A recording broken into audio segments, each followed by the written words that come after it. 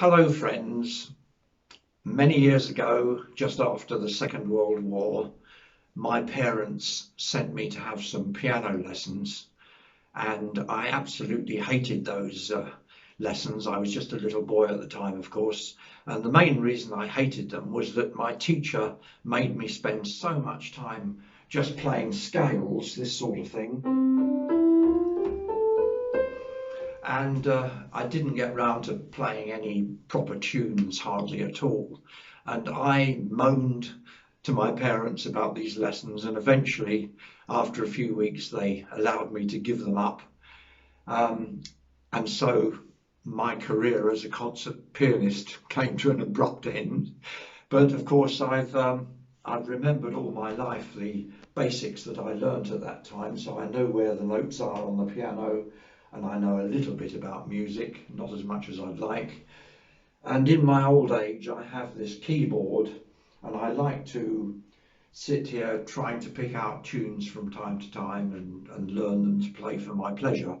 And one that I particularly wanted to learn is called "We'll Gather Lilacs in the Spring Again." This was composed by Ivor Novello in 1945, just as the war was coming to an end. And it's a very beautiful song. It has a lovely melody. You may know it. It starts like this.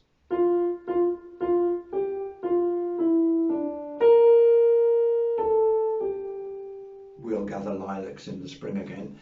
And the words of it are really from a young wife who is giving a message to her husband who's away in the war, and she's saying, one of these days we will walk together down an English lane and we'll gather lilacs in the spring again. So it's a very touching, poignant song about a couple being reunited after the war, and it was extremely popular at that time, of course. Well, I started by learning the melody, picking it out. I went for the key of F, because it seems to fit it. So I got the melody in one finger with my right hand, and then of course came the harder bit, sorting out the chords that go with it in the left hand. And this is where I really hit upon some very interesting things. I found that the total number of chords I need for the entire tune is, I think it's 11, and of those, well, they're all used more than once, and 5 of them are minor chords. So for example, you get G minor, and you get B flat minor, and you can hear how they are rather sad, melancholy, poignant chords, and you can sense how they contribute to the wonders of this song, because it is such a poignant song. So they come up like this.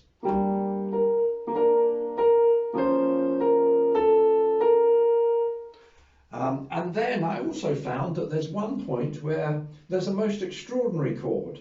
In the right hand, the note is an E, but in the left hand, the chord is F diminished, which is this. You put them together and it seems to sound horrible.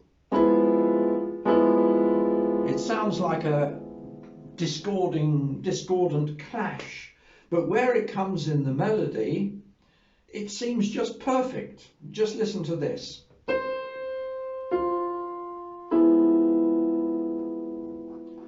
Now, I would love to understand why that is. And if there's anybody watching this video who has a better knowledge of music theory than I have, I'd be very grateful if they would explain in the comments why that is. Why does that chord seem so perfect in the song, even though on paper at least it clashes, or at least to my ear it does. So you get...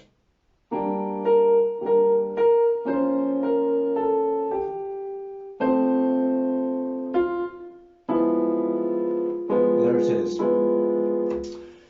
Well, so much for the song then, and what I found as I've tried to study it. I think the main thing I want to convey to you is that this beautiful melody is carried along over this carpet of luscious chords in the background, and that I think is what makes it a really great song, one of the greatest songs of the 20th century. And well, all that remains is to try to play it for you. I can't guarantee a very good performance, as I'm hardly a serious pianist.